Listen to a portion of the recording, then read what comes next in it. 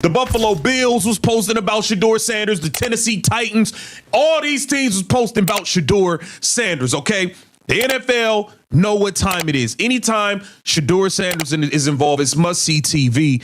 That is why they had to make him a part of the program today. And I pray the Cleveland Browns can get some weapons around him, like some of the dudes he had with him today. He looked mighty comfortable throwing that ball around. Looked real good moving around, sitting in the pocket, throwing that ball. Shedeur Sanders. Were you surprised when you got the call to be in a Pro Bowl? Yes. I was surprised. Yeah. It wasn't like I was just sitting there expecting it, like, yeah, I'm going to definitely be in there. Yeah, because you were like half the season, right? You didn't. Well, I just didn't have too much thought in it. I see. What's it like Joe being here? You mentioned he's wearing the same sweatpants. It's his first Pro Bowl after. The Buffalo Bills was posting about Shedeur Sanders. The Tennessee Titans, all these teams was posting about Shedeur Sanders. Why did I just have some thought in it? Joe being here at his first Pro Bowl? So, don't skip a single second of this video. And if this story touches your heart, give it a like, subscribe to the channel, and let us know in the comments. Where are you watching from? Let's begin. Let me start right here because this is the part people keep trying to skate past. NFL teams don't just post players for fun. This isn't your cousin running a fan page. This isn't some intern freelancing vibes. When the Buffalo Bills post you, when the Tennessee Titans post you, when multiple NFL teams are pushing your highlights at the same time, that is not random. That's coordination. That's intention. That's the league's ecosystem quietly telling you, pay attention to this name. You can hate all you want on Twitter. You can argue in comment sections all day, but the NFL's marketing machine does not gamble with attention. They don't amplify players who don't move needles, period. They don't put their logos next to your face unless they believe eyeballs are coming with it. And that's why I keep coming back to the same line, because it matters. They don't post you like that unless you're must-see TV. They don't post you like that unless people stop scrolling. They don't post you like that unless something happens when you're on screen. Call it the Pro Bowl, call it flag football, call it whatever makes you comfortable. But what we watched wasn't about proving greatness in one snap. It was about how he showed up in the moment, calm, poised, on time, in rhythm, under lights. Cameras everywhere, microphones everywhere, expectations everywhere. And that's the part people don't want to sit with. Because the moment wasn't loud, it was controlled. The timing was clean. The ball came out like it was supposed to. No panic, no rush, just a quarterback doing quarterback things in a spotlight that eats a lot of guys alive.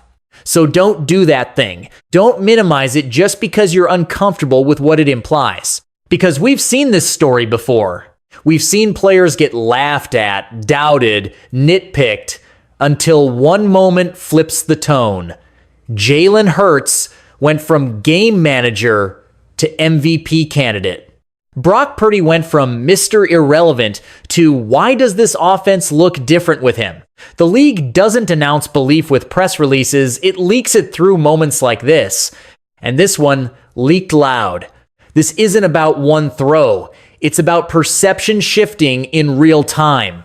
It's about a player crossing the invisible line from nice story to problem if you ignore him. Because once the league starts treating you like a star, the pressure doesn't land on the player anymore, it lands on the organization. Now it's not, can he play? Now it's, what are you doing to support him? That's the pivot. That's the danger. That's the opportunity. Because if the NFL is already marketing you like a star, your team can't keep acting like you're just a curiosity. They can't keep slow walking the investment. They can't keep pretending the moment isn't here. And that's where this really starts. Because the highlights were just the spark. What comes next is where careers get defined. Now let's get honest about where he actually stands. Not on a stat sheet, not in a tweet, but inside the league. Because quarterback reality in the NFL is never just about numbers. It's about role, it's about opportunity, and it's about where the story has already been placed before you even take the snap. Start with team fit, because that's where quarterbacks either survive or get exposed. Ask yourself a simple question. Is the system designed to help him play fast, or is it designed to test how much he can endure? Quick reads, timing routes, play action, movement pockets. Those things aren't luxuries, they're lifelines. When a quarterback's strengths are rhythm, accuracy, and anticipation, the offense has to meet him halfway. And when it does, you see it immediately. The ball comes out clean, the game slows down, confidence shows up before production ever does. Now zoom out to the depth chart, because this is where things get uncomfortable. Quarterback rooms are political, whether fans want to admit it or not. Every rep is a message. Every start is a statement. And make no mistake, veterans don't love getting replaced by hope. They love security. Coaches love safety. Front offices love control. So when a younger quarterback starts pulling attention, starts getting buzz, starts showing up in league marketing, that creates friction. Because now somebody's future is being quietly questioned, and that's why this moment matters. Because this isn't a quarterback just fighting for snaps, he's fighting narratives, he's fighting timing, he's fighting the fact that if he wins, somebody else loses playing time, leverage, maybe even a job. That's real NFL math. Then there's the media lens, which might be the most unforgiving part of all this. Young quarterbacks don't get neutral coverage. You're either the chosen one or you're overhyped. There is no middle ground. One good moment gets labeled small sample size. One bad throw gets turned into a personality flaw. And once that label sticks, everything you do gets filtered through it. Completion, system QB, miss, exposed, calm, boring, confident, arrogant. That's the game. So when teams across the league start posting you anyway, knowing how polarized the conversation is, that's not accidental. Engagement is currency in this league. Attention is power. And nobody amplifies a player who doesn't matter. Nobody risks backlash for someone they don't believe draws eyes. That's the quiet vote. The NFL doesn't come out and say, "This is our guy." They show you instead, through highlights, through placement, through timing, through who gets pushed to the front of the conversation, and now the pressure shifts. Because if he's already this marketable, if he's already this visible, the team has a choice to make. You either lean into it, invest, protect, build, or you stall and waste time pretending this is still a maybe. And here's the dangerous part. Because the second you start looking like the future, people start hunting for reasons you shouldn't be. Let's talk about the hate. Because if you're being honest, you already know it's not really about football. It never is. It always starts with the same criticism package. Interceptions. Draft slot. It's just flag football. It was only 7 games. He hasn't earned it. They stack those lines up like receipts and pretend it's analysis. But if you've watched this league long enough, you recognize the pattern immediately. Because for some players, mistakes are treated like identity. When he struggles, it's who he is.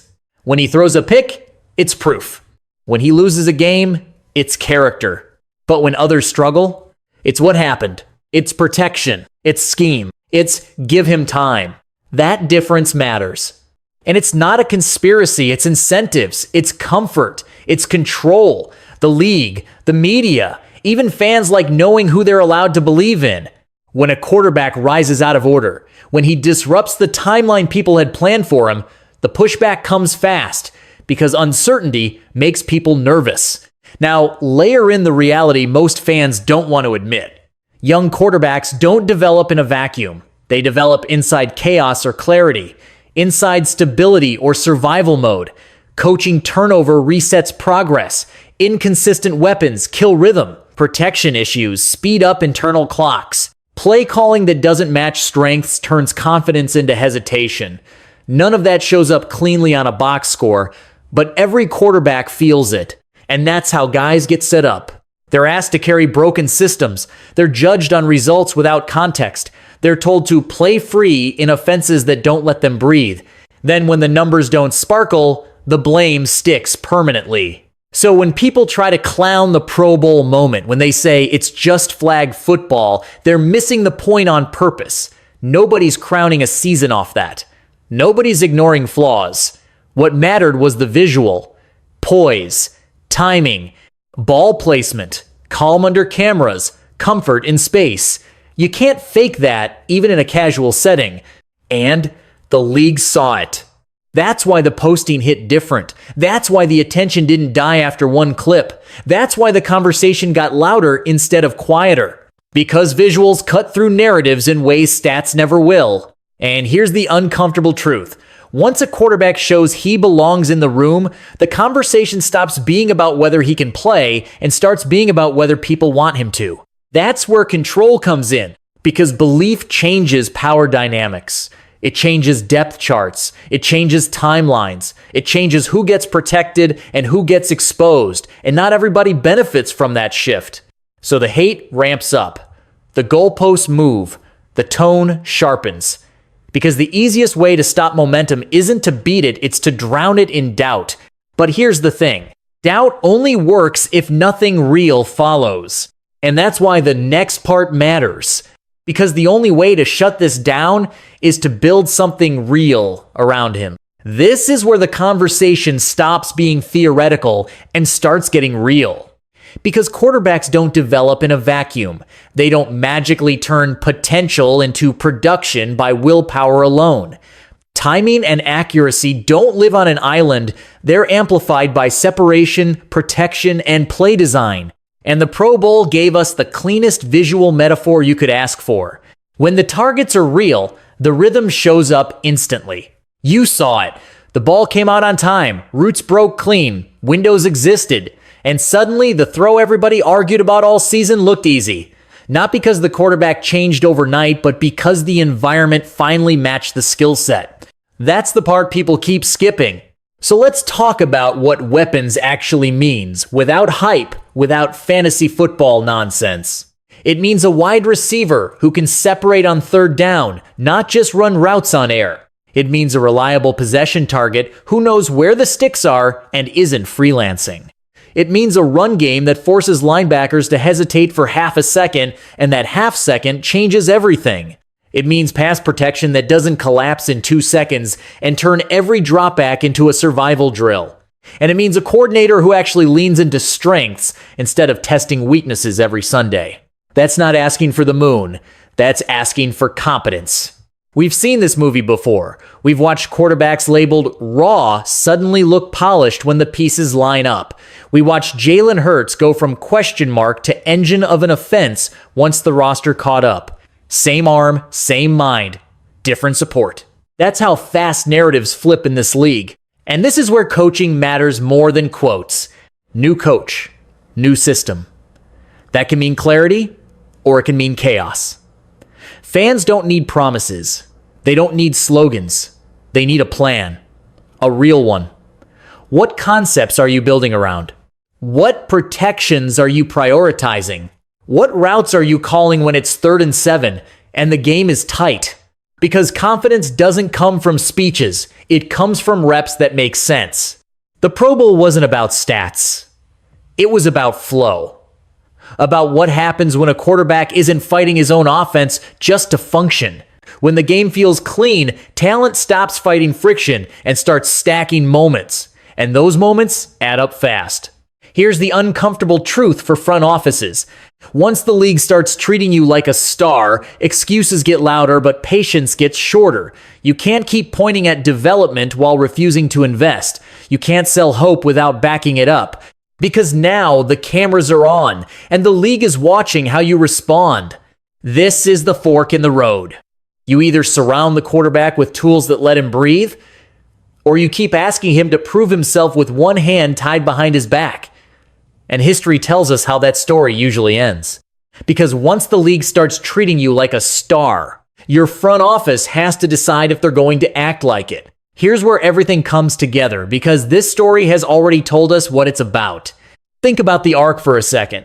He gets posted by teams. He shows up and dominates the moment. Fans split into camps. Critics start nitpicking.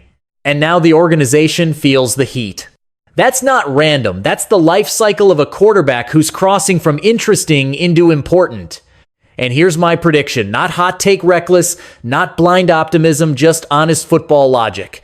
If this team builds properly around him, this becomes a turning point season, not just for him, but for the entire direction of the franchise. The kind of season people look back on and say, that's when it changed. The moment when belief finally lined up with structure and talent stopped fighting uphill every Sunday.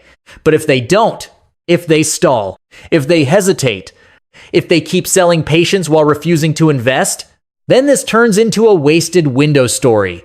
The kind that haunts fan bases for years. The kind where everyone pretends they didn't see it coming, even though the signs were everywhere. And that's why the choice matters right now. There are two paths, only two, and we've seen both play out across this league. Path A is simple, even if it's not easy. You invest. You get him weapons. You protect him. You commit to a system that fits what he does well. And when that happens, the growth accelerates. Confidence turns into production. Production turns into wins. And suddenly you're not searching for a quarterback anymore. You're building around one. That's how franchises stabilize. That's how hope becomes routine instead of a highlight. Path B is the one we know too well. Excuses, no weapons, chaos, constant resets, new coordinators, new talking points, same results. The quarterback is blamed for surviving instead of thriving, and by the time help finally arrives, the damage is already done. Then comes the reset. Again. Another cycle. Another what if. And here's the thing that should scare decision makers. The league already sees it. You don't get marketed like that by accident. You don't get that kind of attention unless people inside the building and outside of it believe something is there. The question isn't whether he can play. The question is whether the organization is ready to stop tiptoeing around it. So I'll say it again, and I want you to feel the rhythm of this. Get him help. Let him grow. Stop acting shocked when he shines. Because the worst thing you can do isn't believing too early, it's waiting too long. Now, I want to hear from you. If you believe this is the turning point, drop a W in the comments. If you think the team needs to get him weapons immediately, type it in all caps so they can't miss it. And make sure you're subscribed, because next we're breaking down camp battles, roster moves, draft targets, and the QB room drama that's about to decide which path they actually take. This story isn't over. It's just choosing a direction.